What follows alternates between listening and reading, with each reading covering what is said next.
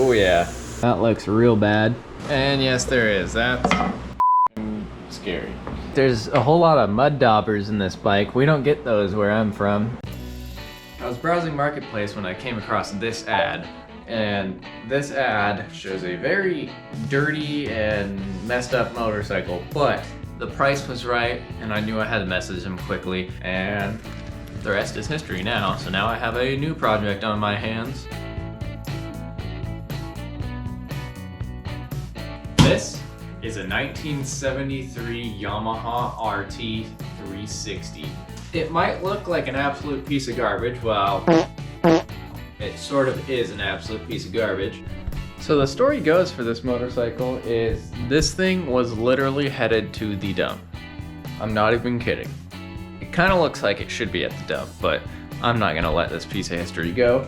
The gentleman I bought it from said he bought it from his neighbor who was literally had it on a trailer and it was going to the dump the same day, and he apparently bought it from them.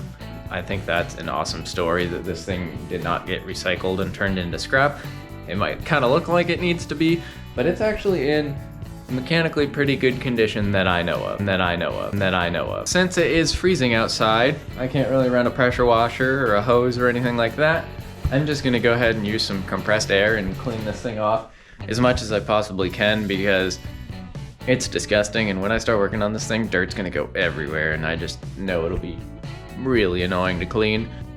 Well, I'm gonna go ahead and start tearing this sucker down and figuring out what's going on with it. Ooh, there it goes. Probably should have sprayed some oil up in there, but I'm here now. There's a million ways to skin a fish. I choose to use vinegar. It works. Ooh, I didn't even spill any. Yeah, so it looks like there's a whole lot of mud daubers in this bike. We don't get those where I'm from. Since this bike is from Kansas, it's got a lot of whatever that means. I actually don't even know what a mud dauber is. I'm gonna go ahead and take as much oil out of this side case as I can, because I don't want to run that old oil in there, but I also don't want to have to bleed the entire system over again. I'm sure that the old oil will still provide lubrication, but obviously not as good as new oil. And it appears that this is the wrong size drain plug for this, so I'll have to order one of them up. Not a big deal. Fastest hand in the West. Well, while that oil is draining, let's go ahead and open up the airbox. I hope there's not any scary creatures inside of here. And yes, there is. That's scary. Why? That's gross. Just nasty. Let me get the shop vac back out.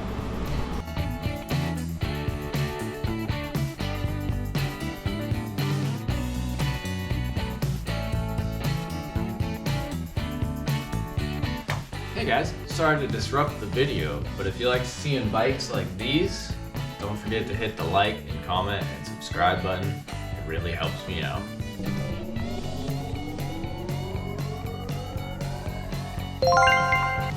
I battled to get the carburetor out of there just because this plastic elbow here, or rubber elbow, is now plastic, so it wouldn't allow this to just kind of come out nicely. Probably gonna have to let this sit in the ultrasonic cleaner for a long time. Well, while the carburetor was cleaning, I was beginning to take apart this throttle cable, and I took it apart up here and lubed it up a little bit. Now the throttle pulls actually semi-decently. It doesn't snap back into place like it should. When I started messing with, I believe this is the oil pump cable, and I started pulling on it, and I started pulling on it, and I started pulling on it, and that shouldn't happen. I hope this bike wasn't ran too much without oil pump being actually attached to the throttle, because that could be detrimental to this engine. Well, that's certainly not what I was hoping for. That looks real bad. Well, cleaning it luckily just actually got this part to snap back, so I think the oil pump may be okay. I'll probably have to double check once it's running that it's not just leaking all of its oil out. All right, key on. Let's see if we're getting any spark.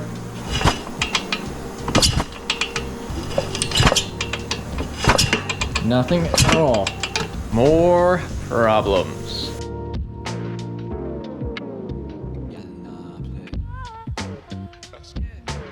You know guys, a little bike maintenance goes a long way to not have a pound of dirt inside your side cover casing.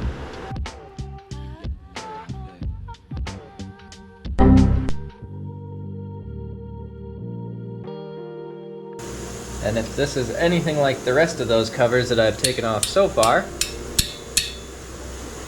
I know what the problem is. Man, this bike is dirty. Really wish I could have washed it before I brought it in the garage.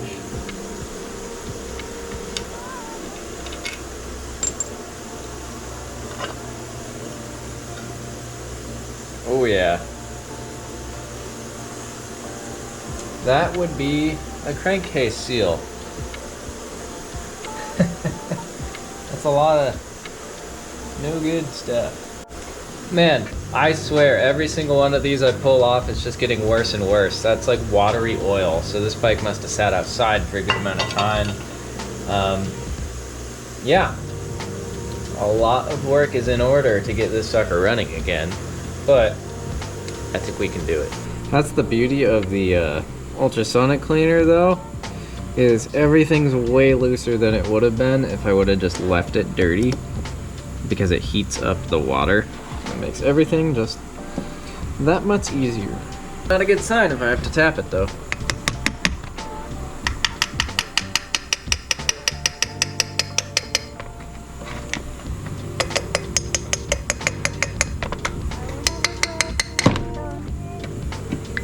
Oh, it's not that bad. Yes, and it doesn't have metal floats, thank goodness. The metal air-filled floats are just a disaster on old bikes. Thank goodness it doesn't have those. This doesn't look too bad. This might have started. Alright guys, well I'm gonna leave this video here. I've got a huge list of parts that I have to order for this bike. Hopefully I can find all of it. Yeah, if you are excited about this project and you want to see more of it, please consider liking, commenting, and subscribing, and I will see you in the next one.